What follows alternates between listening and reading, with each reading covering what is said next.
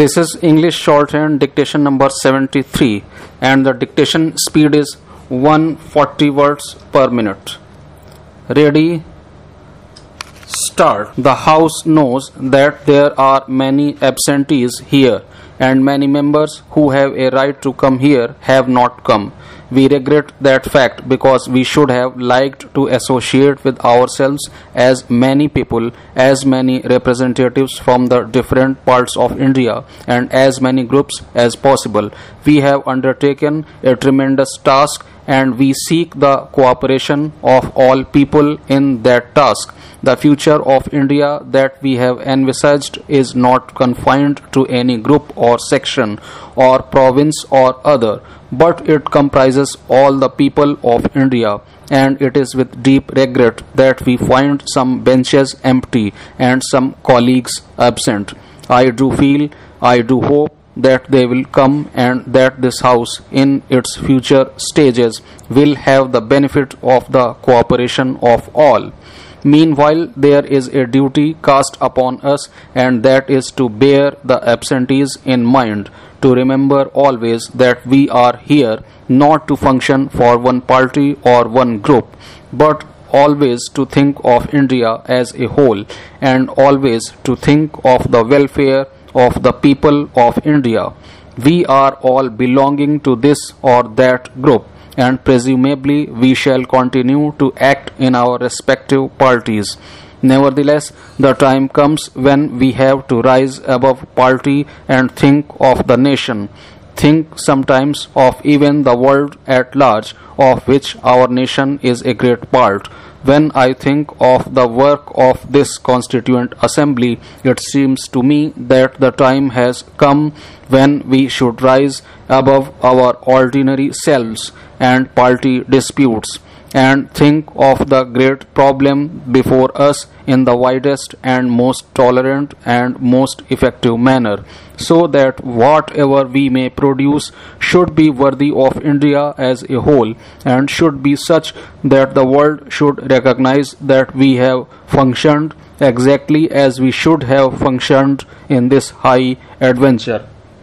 There is another person who is absent here and who must be in the minds of many of us today, the great leader of our people, the father of our nation, who has been the architect of this assembly and all that has gone before it, and possibly of much that will follow.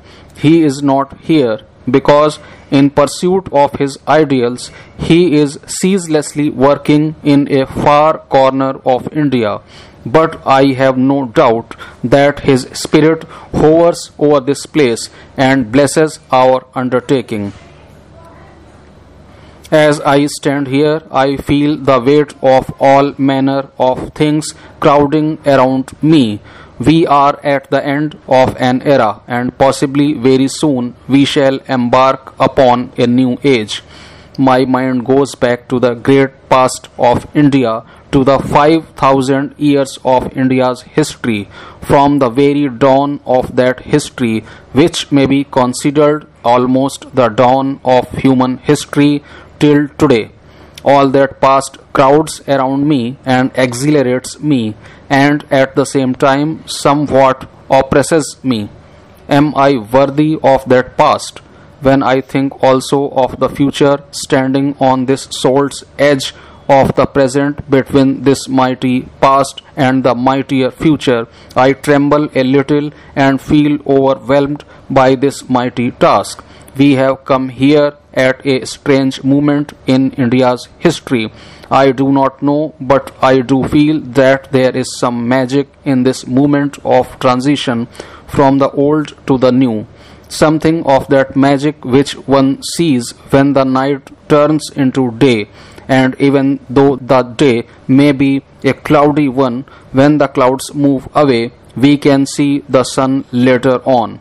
Because of all this, I find a little difficulty in addressing this House and putting all my ideas before it, and I feel that in this long succession of thousands of years, I see the mighty figures that have come and gone, and I see also the long succession of our comrades who have labored for the freedom of India. Now we stand on the verge of this passing age, trying to usher in the new. I am sure the House will feel the solemnity of this movement and will endeavour to treat this resolution which I have placed before it in that solemn manner. I believe there are a large number of amendments coming before the House. I have not seen most of them. It is open to the House, to any member of this House, to move any amendment, and it is for the House to accept it or reject it. But I would, with all respect, suggest that this is not the moment for us to be technical and legal about small matters when we have big things to face, big things to say, and big things to do. And therefore I would hope that the House would consider this resolution in this big manner and not lose itself in worldly quarrels and squabbles. I think also of the various constituent assemblies that have gone before and of what took place at the making of the great American nation when the fathers of that nation met and fashioned out a constitution which has stood the test of so many years, more than a century and a half, and of the great nation which has resulted, which has been built up on the basis of that constitution. My mind goes back to that mighty revolution which took place over 150 years ago, and to that constituent assembly that met in that gracious and lovely city of Paris, which has fought so many battles for freedom, to the difficulties that constituent assembly had, and to how the king and other authorities came in its way, and still it continued. The House will remember that when these difficulties came and even the room for a meeting was denied to the then constituent assembly, they met in an open tennis court and took the oath, which is called the oath of the tennis court.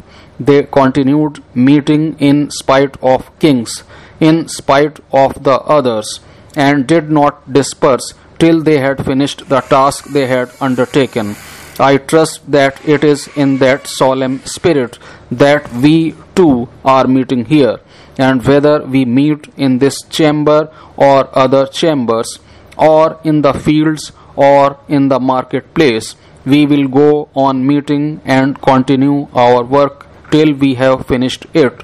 Then my mind goes back to a more recent revolution which gave rise to a new type of state, the revolution that took place in Russia, and out of which has arisen the Union of the Soviet Socialist Republics, another mighty country which is playing a tremendous part in the world. It is not only a mighty country, but for us in India, a neighboring country also. So our mind goes back to these great examples, and we seek to learn from their success and to avoid their failures. Perhaps we may not be able to avoid failures because some measure of failure is inherent in human effort. Nevertheless, we shall advance in spite of obstructions and difficulties, and achieve and realize the dream that we have dreamt so long. In this resolution, which has been drafted with exceeding care, we have tried to avoid saying too much or too little. It is difficult to frame a resolution of this kind. If you say too little, it becomes just a pious resolution and nothing more. If you say too much, it encroaches upon the functions of those who are going to draw up a constitution, that is, on the functions of this House. This resolution is not a part of the constitution we are going to draw up, and it must not be looked at as such.